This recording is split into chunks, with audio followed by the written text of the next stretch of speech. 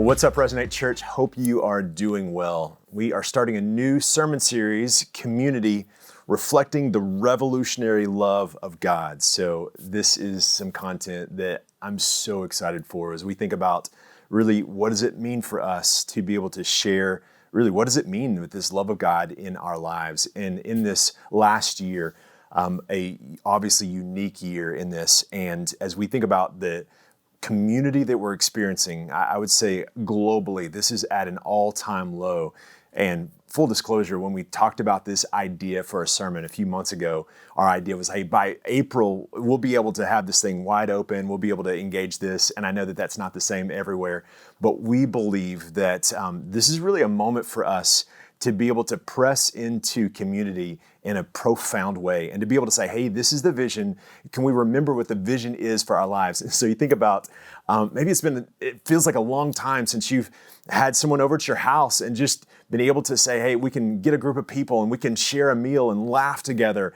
And maybe that there's people like that you just haven't seen because you haven't been out and about and you're like, oh my goodness, you still exist. I feel like this has happened over and over, is it's like you're rediscovering these relationships in this kind of way. And I want us, as we do this, to have some intentionality behind us pressing into broadening and deepening our relationships because we desperately need this. Our church is really built upon this. So a part of the vision of Resonate Church is one, that we are reflecting the missional nature of God, that we live on purpose because God has lived on purpose towards us. And He's given us really the way by which we can participate in Him or with Him as a reflection of His mission towards the world. So that's part of why we do what we do.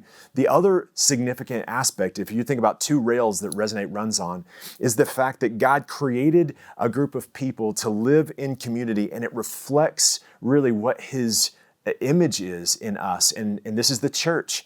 And we believe that every human flourishes when we live in the kind of community reflected by God's church. So this is why we want to start churches and build churches, because we believe that every human flourishes within the group of people called the church.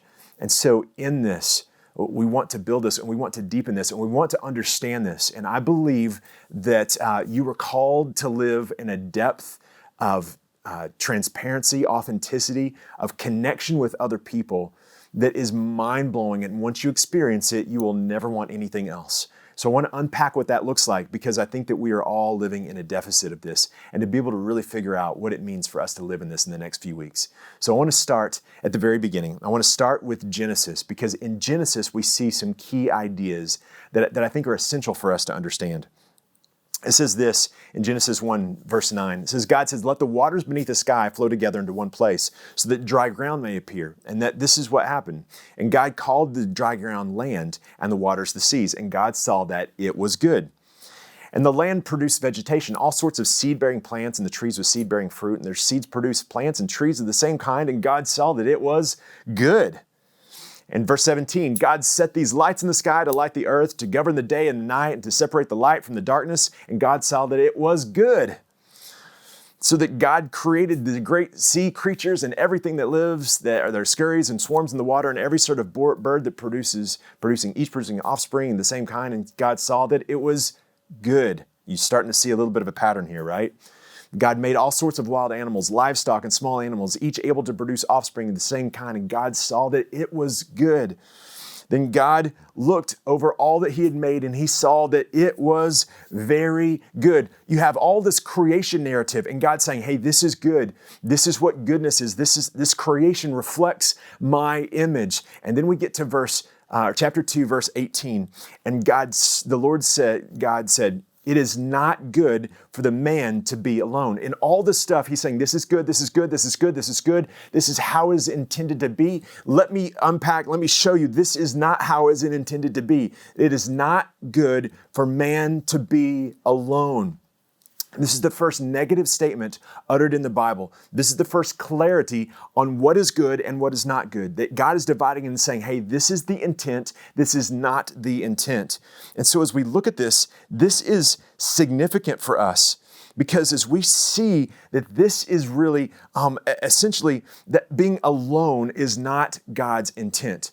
That isolation is not God's intent. That when we begin to think about what is good, what is bad, what is right, what is wrong, what is the intent, what is really God's idea for how things should flourish, one of the first and core ideas is connectedness.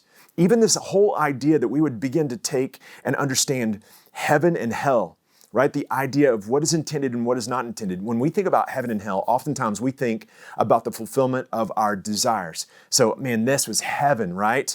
And it had all these things, all these desires that get met from us. Or, man, that was hell, right? And it was uncomfortable, all these things. But when we look at the Bible, what we begin to see is that heaven is a place of ultimately the reconciliation of relationship, that there's a heaven and hell. This is relationship that in heaven is the relationship that is ultimately connected fully. When we think about hell, this is the isolation from God. What is hell? It is the absence of God, it is the absence of relationship. And so when you begin to take and play out what are the effects of heaven, what are the effects of hell, what are the implications of heaven, what are the implications of hell, what we begin to see is that it's not necessarily our desires being met that are connection to heaven, or the lack of our desires being met that looks like hell. So we've misunderstood this in many ways. It is the amount of connection that we might have that would be the typical pattern of heaven. And it would be this disconnection or isolation that would be in the implication of hell or the connection with hell. So in that, when we think about heaven on earth or hell on earth or what we get to experience, the idea is that as we begin to experience a taste of heaven, that is this context of relational connectedness. And when we experience a bit of hell, that is loneliness. This is this isolation. This is this idea of disconnection from people. And so as we think about this life in the pandemic, it's been difficult, right? And part of the difficulty has been the fact that we have had really an experience something that looks more like hell than heaven. That isolation and loneliness is how we suffer at a soul level. That isolation or the lack of community violates who we are created to be at the core of our identity.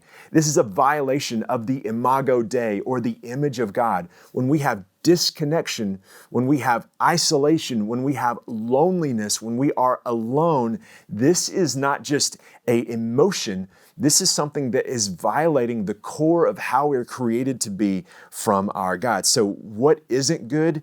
This is isolation. Now, when we think about what isolation means, I want us to press further because we can kind of have this idea if we have proximity to people, if we have roommates, if we have family, if we are living with people, that we're not isolated.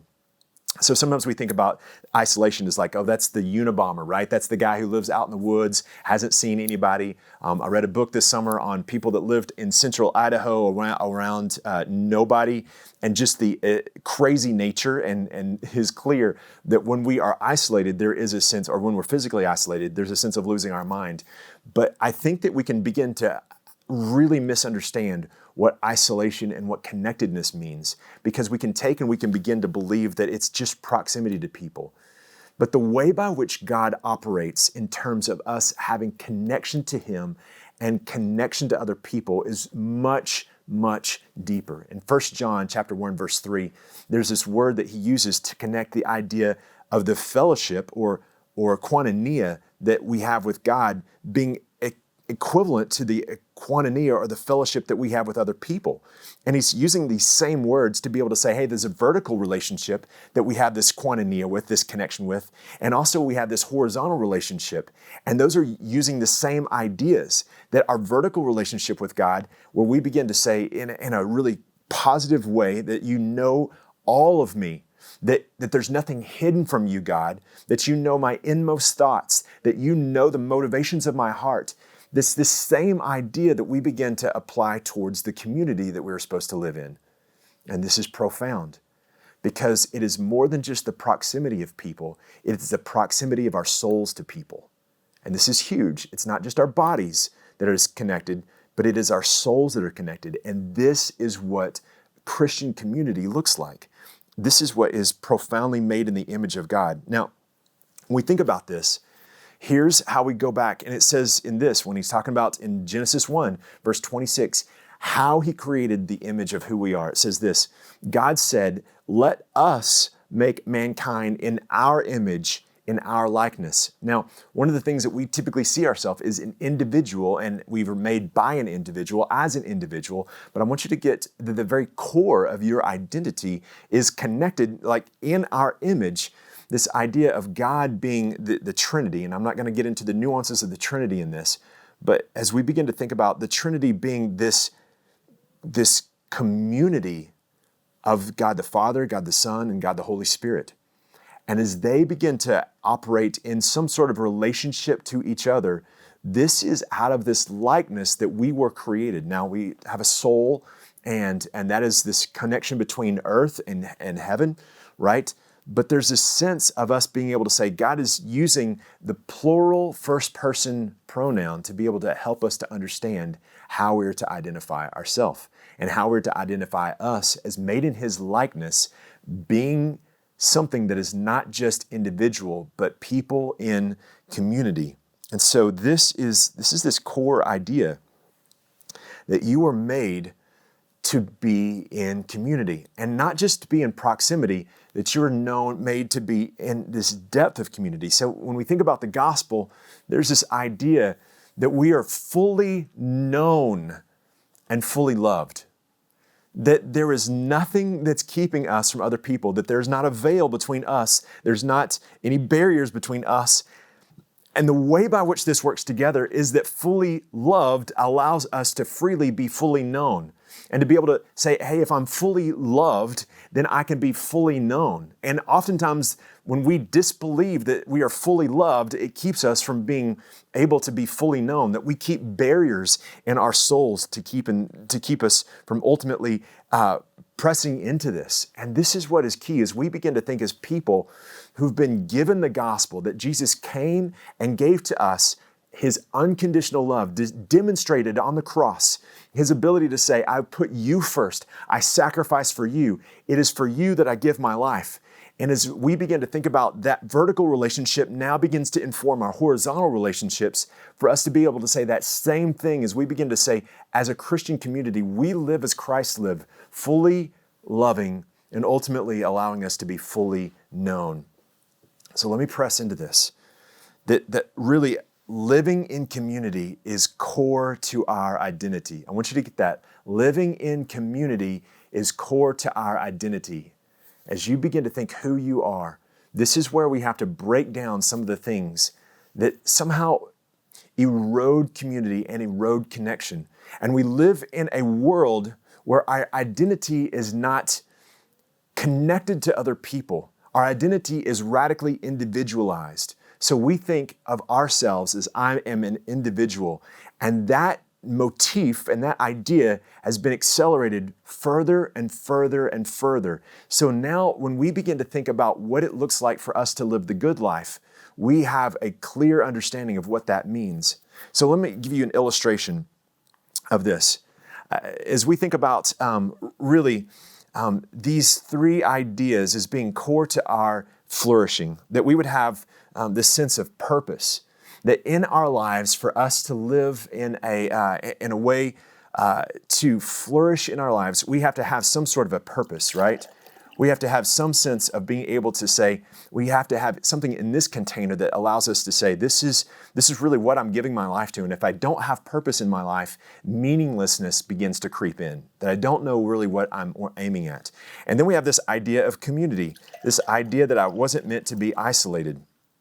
And as we think about like how we're to live our life as people in community, that is core really to how we flourish. And then we have this idea that I can make my own decisions, right? And there's a sense of agency, that I'm not a slave to something, that I have this sense of freedom and that sense of choice, and that idea that I can forge my future and I can begin to create something and I can begin to build something. And this is key to us being able to say this is really the makeup of how we begin to live our life. But what happens is this, that the functional way that we live our life is where we say, this is actually what is most important to me. This is the thing that our world tells us. This is the primary thing. if you're going to pick. And so what happens is this, is that we effectively take and we fill the freedom cup, right? And we begin to have a community cup that goes right.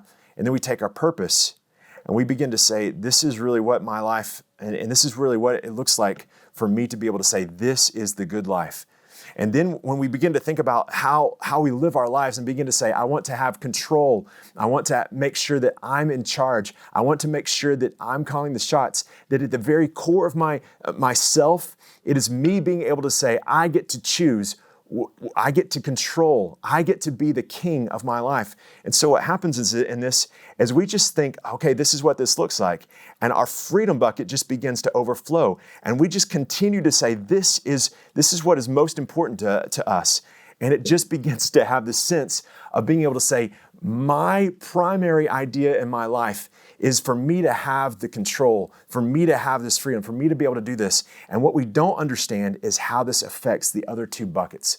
That we have a freedom bucket that's overflowing, and yet our community bucket, when we begin to say, what does this look like? It's empty. And our purpose bucket is empty. Now, maybe not completely empty. You might say, I have some stuff in here, but compared to our freedom bucket, our freedom container, this is what this looks like. And I want to say to you, this is not the way that we are to live. Where we begin to prioritize this over that. Where we begin to say, I would rather have freedom than to have community. I would rather have control than connection. I would rather have control than to be able to sacrifice for something greater than myself. But over and over around us, this is how we're taught to live. In fact, if we begin to say, you know what, I'm going to give up some of my freedom to be able to have a little bit more community. I'm going to give up some of my freedom to have a little bit more purpose. I'm going to have less freedom, but I'm going to have more community and more purpose. It's almost a bizarre way for us to think. It's almost like I would limit the amount of freedom in my life so that I would have more community, that I would sacrifice some of my personal freedom so that I might have more purpose. But this is really the good life. And this is what God has called us to live in. So let me give you some thoughts on this. When we begin to operate in a way by which we have connection as some of the core ideas of what it means for our identity, we begin to understand that it's not just about our personal freedom. We begin to understand that it's not just about us being able to say, I want this. So when we can be surrounded by people and be inherently alone when we begin to say, I'd rather have control than connection. I would rather to be able to trade connection for more freedom. And so every time we begin to say, I want to curate my life, we experience a little bit of hell. I want to protect my life. I'm not going to let you in to this. We experience a little bit of hell. Every time you choose control over connection, you build a wall around your soul. You say to them, you can't come into this place, that I can't be fully known because I'm not going to let you this close to this decision. I'm not going to let you this close to what you think of me. I need to protect my image. I need to protect my autonomy. And these are these moments where we don't even recognize it, but we are experiencing a little bit of hell because it's isolating us. We're experiencing not the depth of connection we're made for, but we're experiencing something else. When you violate your core need for connection, you believe that your control is giving you the freedom you want, and ultimately it's eroding what you actually need. Now, I know those are strong statements. Let me go back to really an experience about this in my own life. When Paige and I moved from Texas up to the Northwest, we were incredibly isolated and we were lonely. And so we decided, let's build some community. And so we got 4 other couples and we began to meet on a weekly and daily basis together. And we connected our lives together. And we decided we wanted to live and be raw and real and honest and take down the facades. And what we began to forge is a kind of community that was unlike anything else I've ever experienced before. It was very profound in this. And as we did this, we began to navigate life, not just in our interpersonal things, but really begin to bring people into every part of our life. One of the moments was when we were in 2004 moving to the end of our seminary experience and trying to figure out what is next for us. after this season. We had two opportunities. One is to go to OSU, Oregon State University in Corvallis, Oregon, and the other one is to go to Washington State University. And in that moment, as we began to look at those two different options, they were pretty different. Even though it was doing kind of the same job and connecting with college students, the locations and really the idea that was happening there was radically different. At Oregon State University, they had a facility. They had all these students. They had student leaders that were leaders on campus. It was thriving. It was an amazing thing. It was only 2 hours away from where we were living in the Portland area. We could be connected with our friends. Everything around this. This is a cool city. It was near Portland. All these places drew us to be able to say, man, this is a great opportunity. And then their other opportunity was Washington State University, where we started driving, and we got to what we thought was the middle of nowhere, and we thought we were going the wrong way. And then finally Pullman shows up, right? And we drive into Pullman. It's this little town, and there's not much there. And we get to really get to know the ministry, and there's not much happening there. The ministry kind of had peaked about 15 years earlier, and there was no building. There's almost not anything that was physically there. We got a sound system, we got a collection of Bible studies, and a hand-painted A-frame sign. And so the infrastructures, we begin to say, which one seems better? Man, our desires were to go to the place with the people that were, a growing ministry, a lot of momentum, facilities, all the stuff that was there that would say, hey, this is what's going to allow you to succeed. You can go in there and immediately you can be a success. This is going to be great. You're going to be close to your friends. Everything, all the boxes check. Except for we believed that God was calling us to lean into possibly changing from just a campus ministry to be able to say, what would it look like to start a church? And as we begin to look at these two things, we begin to recognize there was one difference. There was one box that was different in terms of the thing it didn't check. And so we leaned into our friends. And as we process this with our friends, we begin to say, don't you think OSU is the place? Don't you think this is the thing? Obviously, all of this stuff, this is the better solution. Everyone, even the person that was inviting us into this said, I think OSU is going to be the better solution. But our friends said, okay, let's take this out of the emotion. Let's take this out of the things that you desire. What's been clear is that God has led you to be able to orient your decision around something He's called you to do. So it seems like you guys need to go to Washington State University. And in that moment, to be able to say, fully known, fully loved, you're telling me that I should deny these desires and go a different direction. So when we packed up the truck and we put in the GPS destination, it wasn't to Corvallis, Oregon. It was to Pullman, Washington. And that began the journey of us starting Resonate Church. And we look back now and we would say, of course that's there. And the cool thing is this year we're getting to start a church at Oregon State University. So we got to see the fulfillment of what God did in both locations, right? Because we are able to say, it's not my desires, but being able to submit my desires really to the community. And this is what we begin to see in Ephesians. Paul says, submit to one another. And this is this essence of being able to say, I'm going to let you be on the walls. I'm going to let you into my life. I'm going to let you into these places. Because here's what we begin to see, that there's a sense of us being able to forge not just community, but to forge family. This is what we talk about, family on mission. So throughout this, God's creating this kind of family closeness, right? Family on mission. It starts off in Genesis 12, where He sends out Abraham to be able to multiply and to bless the world.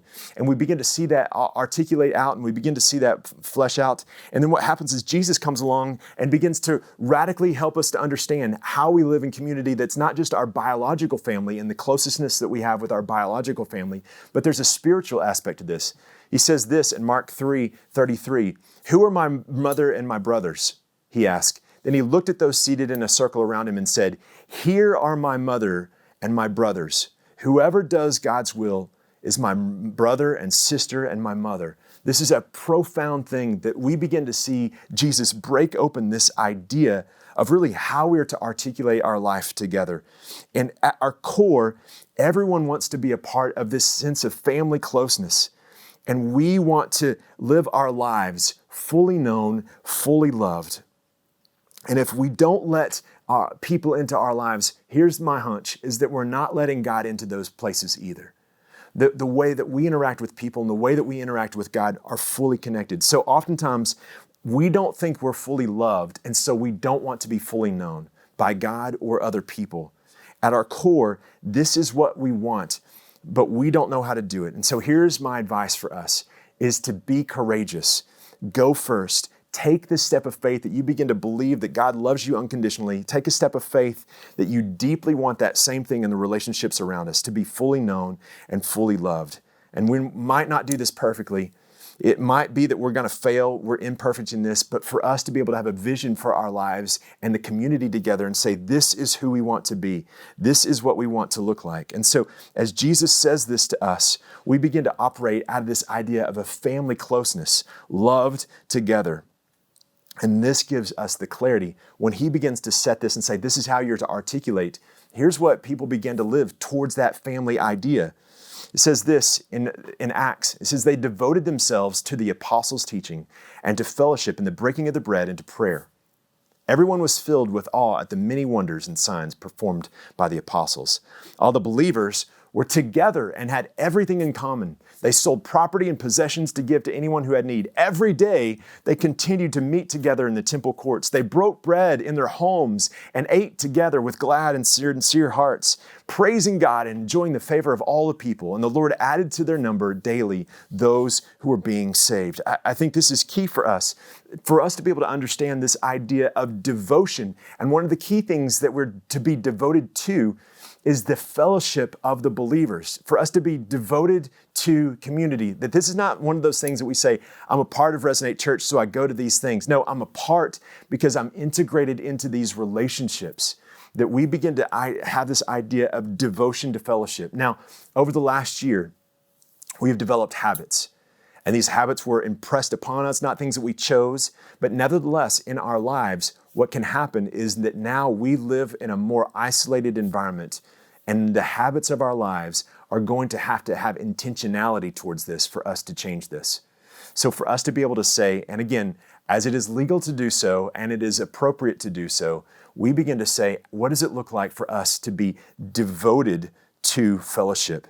For us to be able to say, because of the resurrection, one of the things that Jesus' followers did is they devoted themselves to each other, and they devoted themselves to the connections with other believers, that they established the kind of family closeness that they were devoted to. And so as we think about the new habits, what does this look like for us? Let me give some points that we see in here, is that they had a dailiness together, that there was a sense of not just, hey, whenever we can get together, or whenever our sports or our events or travel outside of town, anything that, doesn't fit into those categories, any time that's left over, we'll begin to give to this. This is a prioritization, that they begin to see this dailiness. And for us to be able to say, how is it that there's a priority of community? That if this is what my soul needs, this is the taste of heaven, this is what it looks like for us to live into this. This is what it looks like to eat together, to be able to do normal life things together, for there to be a sense of giving to each other, generosity, hospitality, that our homes would be these places that would now be reopened to us sharing community together, that we would be on mission together, that there would be a sense of purpose, that we would be able to say, it's not just the freedom container, but it's the community container, it's the purpose container, all of these things working in synergy together to say, this is the richness and fabric of our lives together. And so I want to press into this. And I want us to be able to understand that when we live towards each other, this is the most tangible expression of Jesus that we could ever experience. That when we are living as believers together, we are experiencing the very love of Christ poured out from us to be able to do that in a way where we're interacting with others. And this is profound. The vision is for us to be able to live in a way where we see the way by which God has called us to live in a very tangible way. For you to live in a place where you begin to experience a transparency, an authenticity, a connectedness, that you begin to allow that to pervade the core aspects of your life. where you begin to say, I'm going to let you into a place in my life that you are fully known, where you begin to say, the way by which I make decisions, I let people in. The things that I think about myself, I let people in, that I don't curate walls and I don't keep people out of decisions. Over and over, as we begin to figure out what should we do with our lives, that we begin to say, I want you to come into my life because here's what I know, that if I take and cling to control, I'm actually building isolation. I want you to be vulnerable with you because I know if I try to protect the core things that I think about myself or any situation, I'm actually leading towards isolation. Will you have the courage to be able to let people beyond the walls of your life?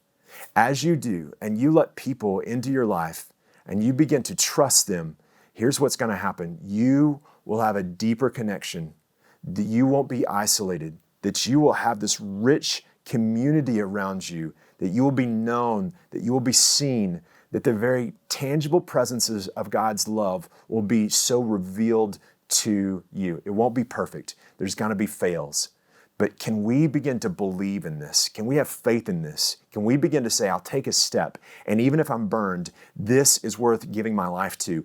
If the thing that you experience in this life is not power, money, but you experience a kind of community that is mind-blowing to you, a kind of community that allows you to be fully known, fully loved, a place where you feel deep amounts of comfort and you experience Jesus like ever before, that is worth giving your life to. That is worth not choosing the job for. That's worth not going to a cooler town for. That is worth everything in your life to be able to say, find what God has created in His church.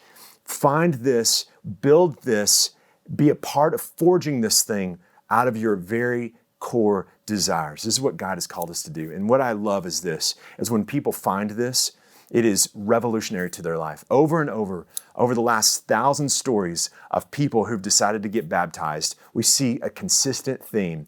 People that begin to lean into community, get invited into a community, and they discover something. And it looks a lot like this. Someone saying, I can't believe I've found this kind of community. I walked in and I found a group of people that loved me just for who I am, that accepted me just for who I am. I found a group of people that wanted to go deeper. I found a group of people that wanted to be able to understand each other at a soul level. And this is because God has created you this way.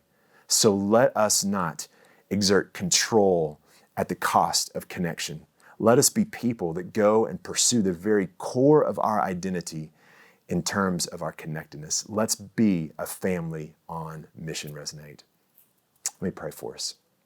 God, will you take and you show us what family closeness looks like? Lord, I pray that this week we would begin to experience a vulnerability, Lord, that we would let people in, the Lord, that we would take the step towards people. Lord, across our entire network of churches, Lord, that there would be people that begin to take steps towards each other, and we begin to experience and reestablish the kind of community that our heart longs for. We ask all this in your holy name. Amen. Hey, love you guys.